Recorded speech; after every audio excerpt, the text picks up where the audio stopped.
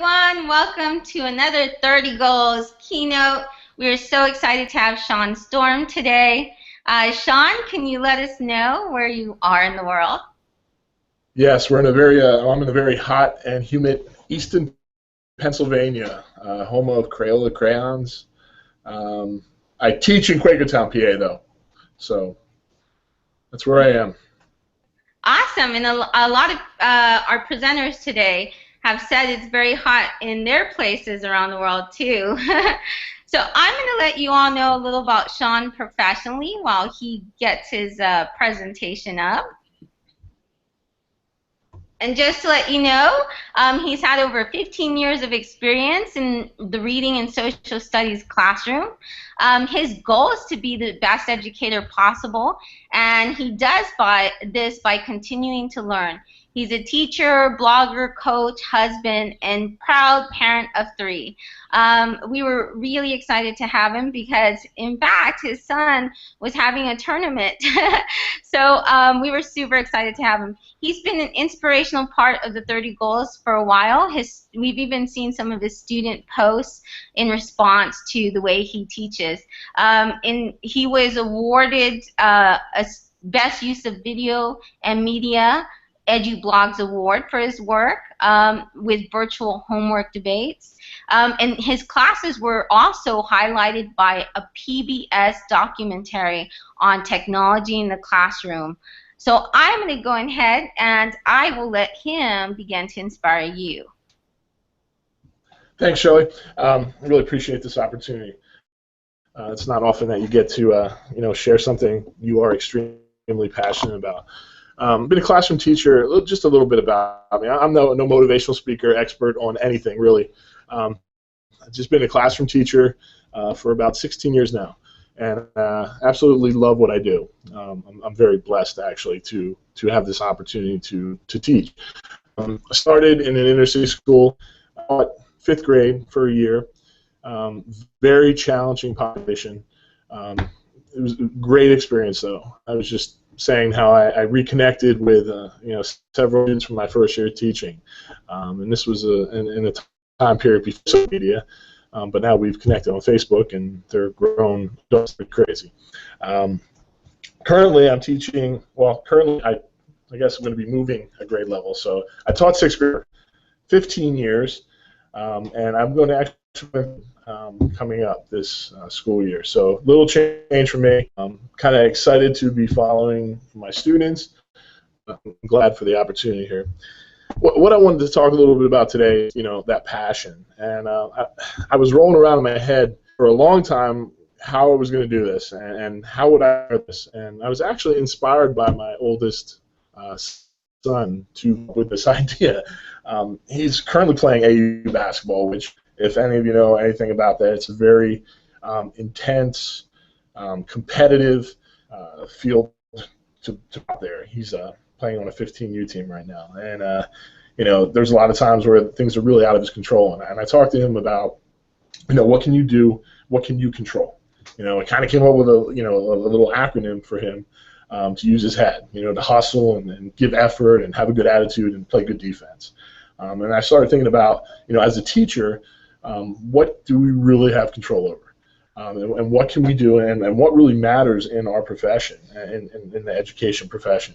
So I started doing a little reflecting, and I started thinking about the first book that ever inspired me as a teacher, and it was Tuesdays with Morrie by Mitch Albom, and there's many great things in there. If you haven't read it as an educator, you need to pick it up. It's fantastic.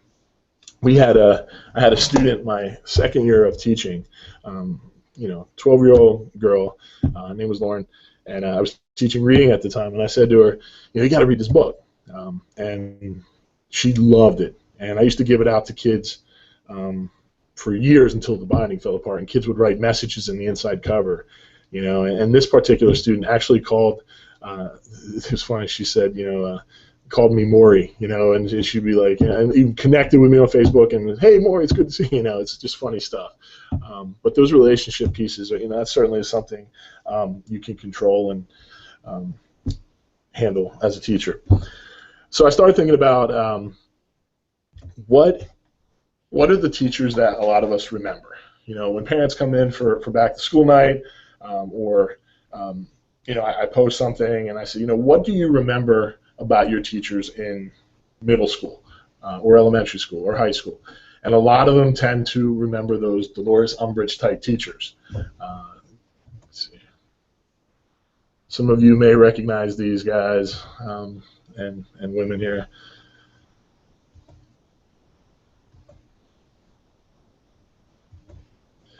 You really don't want to fall into that category, and I think that's something, you know, that we can control as teachers. One of the things that I like to do is to think about the teachers that influence me. All right, and there's a handful of them, believe it or not. And I think we're very lucky in our world today to be surrounded with so many great educators, to see and connect with them on social media. But I want you to kind of just try to think about maybe some of those teachers who pushed you to see the world differently. And one of my favorite movies of all time is Dead Poets Society. And this clip in the movie really kind of, I've actually done this with kids. You know, it's pretty neat. So I use a lot of video in my classroom for kids to make connections to. So let's just share this. Hopefully it works. Yeah.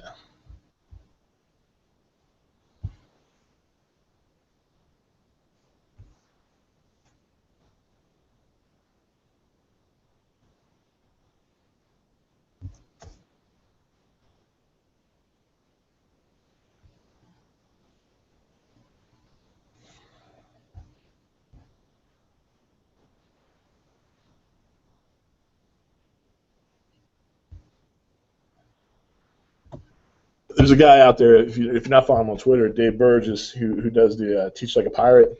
Actually, the first time I got to read the book was this summer. I would suggest that's another great resource you guys can check out. He has a chat on Twitter, hashtag TLab, which is awesome. But when I watch this scene, it reminds me of that energy you need to have as a teacher. The kind of next part's what I'm looking at here.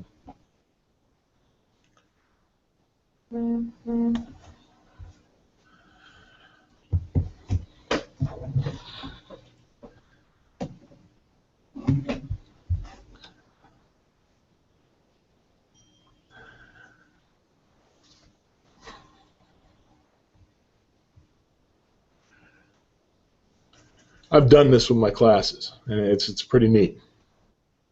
I've actually laid on the floor, had them look up, and I've laid on the floor.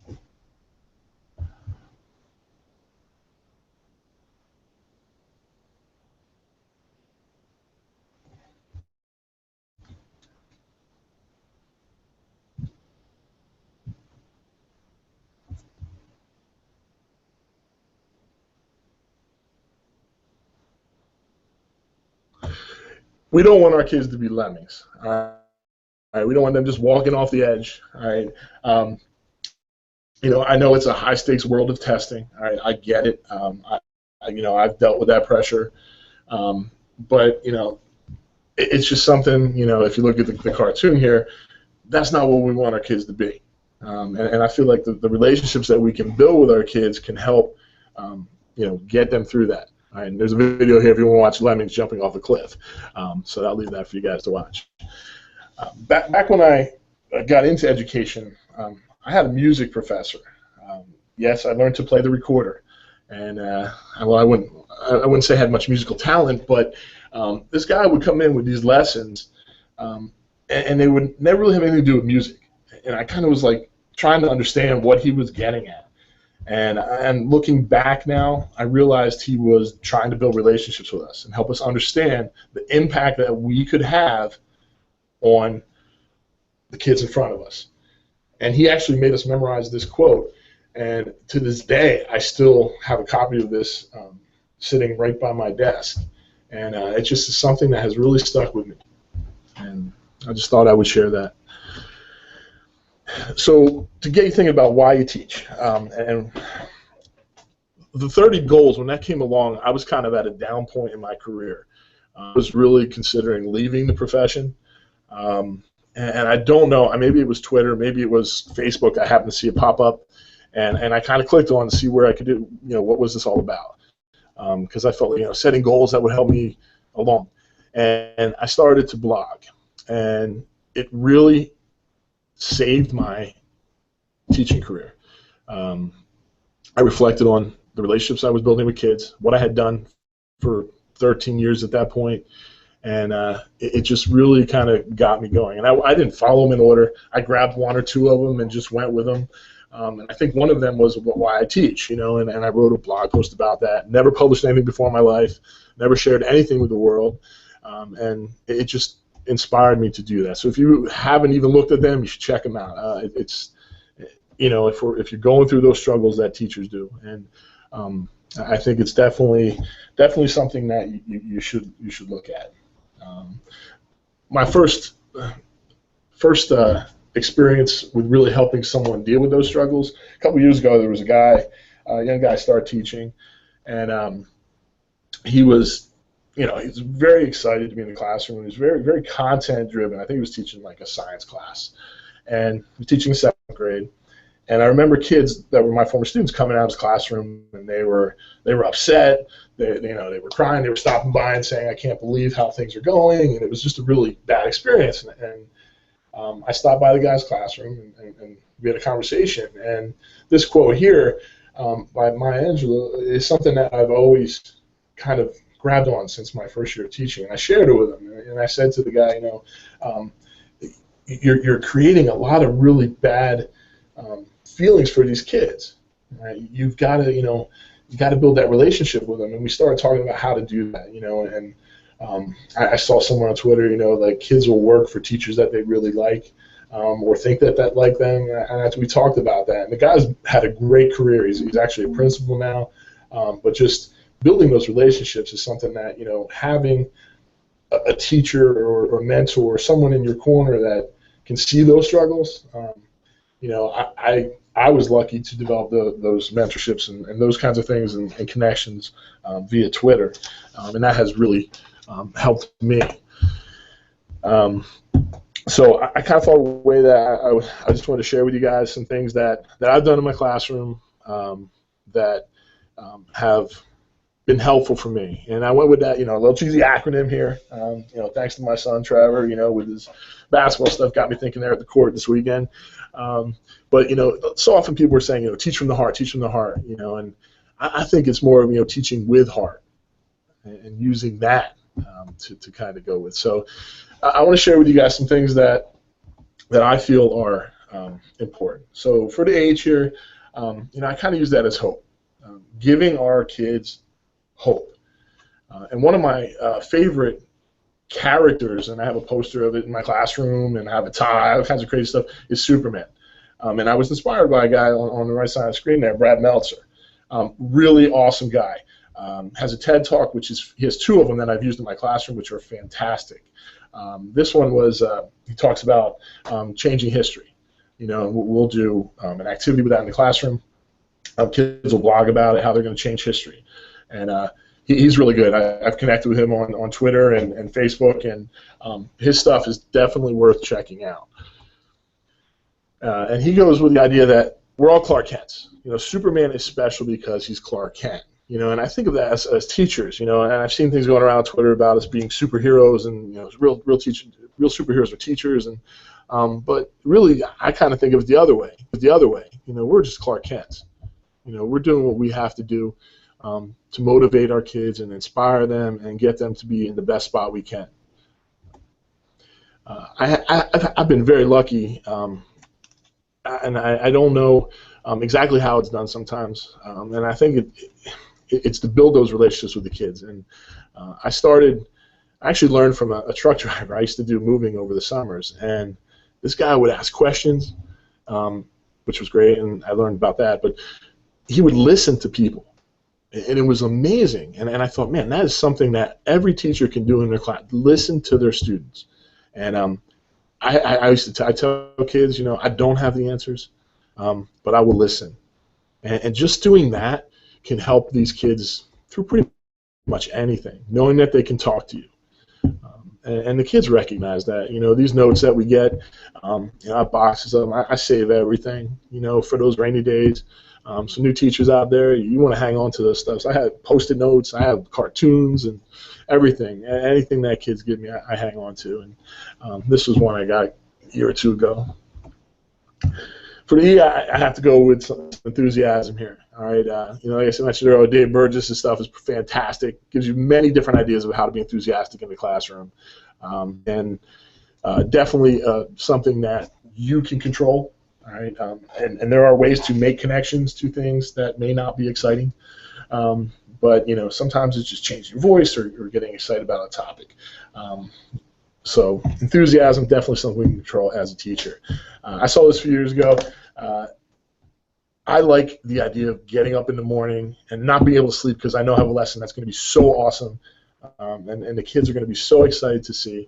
And I try to do that every day. I used to tell the kids, and I said, you only get to do sixth grade once. I get to do it again next year. This year was a little different. I had to tell the kids, this is my last time, so every day has to be something special. And, hopefully it was for them. It was for me. And now I'm looking forward to starting seventh grade. And I told the kids, next year, your kids are going to want to buy tickets to get into my classroom. It's going to be that great. So the kids are excited. And we did a countdown from the end of school, not till the end of school, but to the beginning of seventh grade. And the kids were, keeping track of that, so it was kind of neat. If you feel like you don't have the enthusiasm, you can say, I'm just not an enthusiastic person. There are people out there that can help you. Twitter, great place to connect with authors, speakers, other teachers who share passions about things you may not.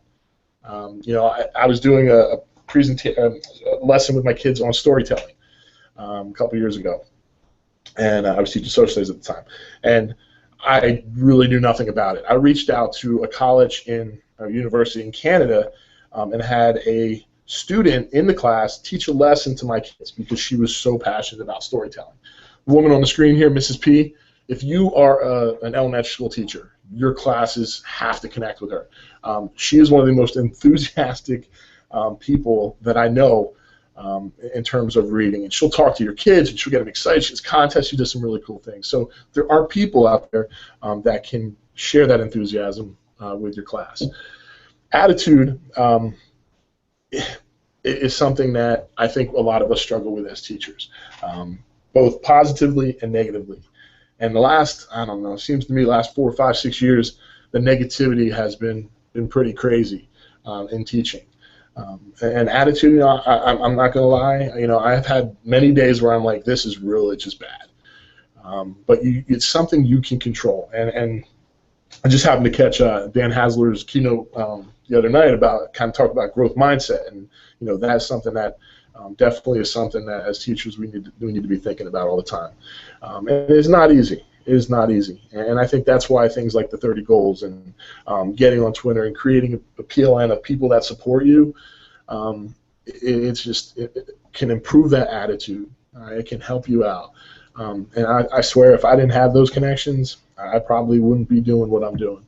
And I thank people. I just saw a tweet come through on my phone by Craig Yen. That guy, never met him before in my life, never spoke to him, but inspiration. Teachers like Barbara Madden. There's a million of them. You guys could connect with these people, and they're inspirational. I did a mystery Skype with Barbara in her class, and she would follow some of the virtual things we did with my class, and she would comment to the kids. And this one here, she said there was a kid who was doing opening for one of our homework debates or one of our debates virtually, and he had a bow tie on. And real quiet kid, but got up on front of the camera. I gave him a leading part, and he spoke. And I said, I said, Jack, look at this. You got a tweet about you, and he was so excied. So PLN can certainly, support you and your kids. This one is one that I find that any teacher can make a connection to. That relevance, making it relevant to your students. And I found that this is one where you have to stay up to date on what's going on in the world as a teacher. And I do it in several ways. picture to the left there, yes, that's me in 7th grade. So I will be sharing that with my 7th graders next year, to talk about bullying. Believe me, yes, it happened. But different situations in my own life where I can make relevant to their lives. But I like to do things that are in culture now, and pop culture, and I'll try to tie them into our classroom. There's a bunch of different things I do. One thing I did this year was a selfie project. Selfie's mad popular, so we did a 7-word selfie, to get to know the kids in the beginning of the school year. There are things that I do that with the kids where we don't really see the effects till later on. The picture with the girl in the Philly shirt there and the boy in the blue shirt, my students at the beginning of 6th grade write letters to themselves, and then I would deliver them at the end of 8th grade. What's kind of neat about that is I include letters from their parents and relatives, and that has been one of the most powerful things I've ever done in my teaching career, to see their faces. It's unbelievable. Along with that, we also do, to the far right there, we do time capsules. And we bury them in the ground. Unless it's really raining, we'll hide them somewhere in the building. And the kids will come back when they're seniors to dig them up. And we have amazing conversations. And at that time, I also hand them an assignment. We do 101 goals. They write 101 goals that they have as middle schoolers. And I'll give that back to them, and we'll go through the list and check it off. And it's pretty powerful stuff. I had a student one year. He was in 6th grade. He did his goal assignment and handed it in, and ended up getting in a lot of trouble. And actually was removed from our school in 7th grade, 8th grade, and he was, he had a lot of things going on that were pretty scary. Well, I got an email from him a few years ago. He says, "Mr. Storm, it's such and such. I'm graduating. Can I come back and talk to you?" And I'm like, "Yeah, let's meet in the front lobby." So he shows up, goatee, didn't even recognize the kid. Comes in, he says, "Check out this, Mr." And he opens it up, and it was a copy of his 101 goals. I said, "Man, that's amazing." And he goes, "I wish I had taken this a little more seriously, but I just want you to know I met some of my goals. And one of them was to attend a university in Washington State, where Matt Groening, the creator of The Simpsons, went to." And I said to the kid, "Man, that's great. Give him a hug." It was just an awesome experience. So you never know what you're doing to these kids and what they're going to hang on to. Parents and family into the classroom. I have open door. I wasn't always like that. I was kind of hesitant to have parents and adults in, and it just was kind of intimidating. And I just decided one day, I'm like, all right, you know what? Tell your parents to come in tomorrow. A girl there had grandparents come in. I have open door. I want parents. I don't care if it is what you might think of as a boring lesson or not an entertaining lesson. I have them come in, and I get them involved, and it's something that I will continue to do. We did something with augmented reality, and I had parents come in. I said, bring in your little kids if you have them. If you're watching them, bring them in. We sat there and we looked at augmented reality things that the kids created, and the parents' heads were spinning. It was great. So you get them in, you get them talking, and it helps build those relationships. The last thing that I do, well, I do a lot, but it's technology, and I use technology in so many different ways, so many different things, you just have to, you can check out, follow on Twitter, see what we do, but one of the most powerful, and the connection to the 30 goals is blogging. And I heard the last speaker talking a lot about how to get started with it, so it was fantastic advice. But I do it with my students, and this particular student here, her name's Allie, she started a blog. It was the first year I've ever blogged with students, and now she's presently going to be an 8th grader. And her blog is amazing. She's able to reflect, and it's just a great model to show other students of how to reflect. She actually wrote a post on the 18th, yesterday, or 2 days ago, about her journey from 6th grade to 8th grade. And I tweeted it out. I shared it on our hashtag for our school. I said, to other 6th graders, so the kids can see what her journey's been like. But I put a link on the presentation. You guys should check it out. And I tweeted it out yesterday. Just fantastic stuff. Great stuff. But we've been blogging with students. I do a lot of goal setting and have them blog about their goal setting, and put it out there. And not everybody publishes. Most do. Not everybody writes every day. Most do. But I leave it optional. I don't grade it. I don't attach grades to anything. I do like this. And none of these assignments have had grades, but everybody does them. We'll do things with the technology where, we'll do virtual debates, or kids will come in during their lunch to work. But it's really just building that relationship. And I really feel that that is the piece that we need to do, all right, to inspire our kids. It's about building those relationships. And it may sound cliche, but, asking them what they did yesterday, or going to the baseball games, or going to something that they're involved in, I think is extremely important as an educator. But, I tell my kids at the beginning of the year, you're all going to be leaders. You're going to all be great. And we work, and we work really hard to get to that point. The last letter here is for trust. And I really think that we need to trust our students that they're going to be great. I allow cell phones in my classroom, and it's all about trust. And I saw this quote here on, I don't know, I can't remember who tweeted it out, but I had this on my classroom wall the first day of school. And it will go up probably again in another area. I use a quote of the day. We'll talk about, and we'll make some kind of connection back to our lesson to help inspire them. And the quotes range anywhere from, something like this, to sports quotes, to music quotes, to book quotes, whatever, and sometimes I'll put a quote up on that wall that is directed directly at a kid. And I'll make sure that I call on them at some point or talk to them personally and say, hey, what'd you think of that quote, to try and help them through a situation. I use different avenues like Edmodo, Google Classroom, Twitter, Instagram, where kids can connect to me at any time. And this was a pretty cool post on Edmodo, like near last week of school there. It is pretty, but these kinds of things with social media, you got to screen capture and save them, because it's something that you need to look back and help make you feel better as a teacher. I put the heart up there, and this one I think is pretty self-explanatory. You gotta love to learn yourself. You gotta love what you do, and you gotta love your kids, and you gotta teach with heart. And there it is for you. But I guess I'm going to leave here with asking you to challenge yourself, and think about how you're going to build relationships with your kids. It's really, in my opinion, not something you can down and say, okay, we're going to everybody what their hobbies are. But, there are certain things you can do, just saying hello and talking to kids. But I don't know, hopefully it's an insight into to me as a teacher, hopefully a little inspiration there. I'm very available to. You want to reach out to me on Twitter, send me an email, any of those kind of things, But like I said at the beginning, I'm not a motivational speaker. I'm just a teacher. I love what I do. So. Thank you.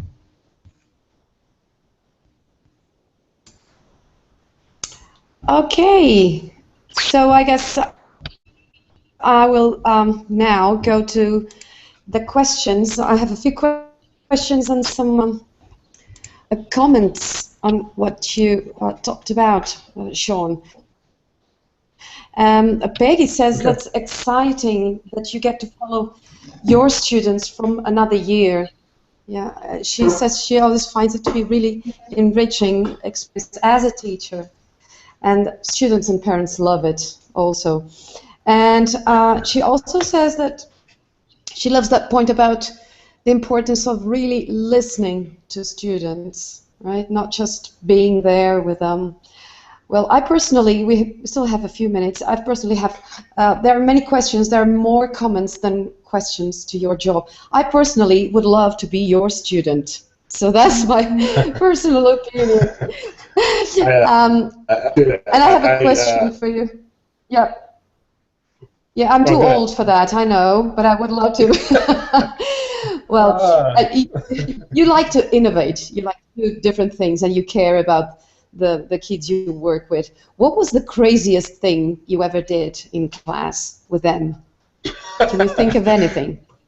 There's probably a lot. Off my head, no. I mean, my first year teaching, I used to try to think of ways to be creative and innovative. And I've taken my kids fishing. We had a big retention pond. We've gone out there and caught sunnies because we were reading about it in a book, and kids had never experienced that. So I'm like, all right, let's go fishing tomorrow. And they were like, what? We're going fishing? So I mean, things like that. We've tried exotic foods based on things that we read about. Wow. We've, most craziest thing is probably dumping 500 pounds of sand in my room to make it look like an Egyptian riverboat tour. So I don't know. That's pretty innovative, I guess. Crazy. Crazy for the janitors to clean up, but, I don't know. And what about parents? Do you often connect with parents? Yeah, oh, absolutely. I mean, like I said, now with social media, it's great. I created a Facebook page for parents to follow for our grade level, and I'm considering doing that for my own classroom because that to me is where most parents are going through right now. I have a few parents that connect on Twitter and Instagram. They'll follow. I have like separate accounts for what we do in the classroom. And they follow my own personal ones too as well, but that's been a big, I mean, using social media that way has been really good in terms of branding and things like that. But yeah, and I have them come in, like I said. I mean, I had one mother when we did the riverboat tour for Egypt, she's like, can I come in? And I'm like, yeah, you got to wear sunscreen, you got to bring glasses. And, she came in with sunscreen and sunglasses on and one of those like big hats. And I mean, she's like, when are we going to Egypt? And I'm like, it's in the classroom. She's like, oh. She sat on the desk like it was a boat. And, I have parents, I get them involved. And it's just exciting, so, but, yeah. Yeah, it must be. Do you ever get any negative response from parents? I mean, why are you doing that? What's the purpose of all that? You should be teaching, I don't know, science or maths, or how do you ever get that? I think, that's kind of stuff as teachers we just, I think, need to tune out. I mean, you're going to get that from outside regardless of what you do. I always, when I started teaching, I came into it and I always thought, you convince the kids that you're doing something great and the kids go home and talk positively about you, you're never going to have to deal with parents. And having that transparency now would like come in and see, before you make a judgment, and that's just life, you experience it before you pass judgment on anything, and the parents have been, in my opinion, ultra supportive. I've been very lucky in that sense, Yeah, that's great. Rob Johnson has a question. He says, any advice for helping teachers who have fallen into a really negative attitude on your team? I have a teacher like that, and she's really hard to approach in order to help her. So any advice on this? Yeah, I went through that as well, and a fantastic teacher, and she just went into that negative rut, and I kind of reminded, I actually had to sit, I just talked to her, and I said, look, you're being kind of negative, do you remember why you got into this? I said, I think you're a dynamic person, you're a dynamic teacher, and and she just looked at me, and now she's teaching a new subject next year, and it's that energy's back, so sometimes it's just having a conversation with that person, and and trying to build on the positives that person's doing, that's a tough one. But I think we've all been there as educators. This is crazy, You gotta check out the. I'm sorry. Yeah, go ahead. Joe Mazza right now has got a pretty cool thing going on with the semicolon edu movement kind of thing going on with some teachers posting some amazing blogs about different struggles and things that they're going through. It might be something for her to check out. Copy an article or a blog and just throw it in her mailbox to read. There's some really, really fantastic stuff there. Okay. I don't know if we still have time. I don't know if Shelley is around or Jake. Yes, thank you so much. Jump in. I didn't want to ruin what you were doing because you kept the conversation going. And she's right, Christina's right. There's so many comments on Twitter and on the chat wing. So we would, you can go after and continue the conversation with the people. But I just want to personally say thank you so much because you say you're not a motivational speaker, but I think something that you do is really well is you share the reactions from your students, and that's always been incredibly motivating to me. So thank you so Thank you. much. Thank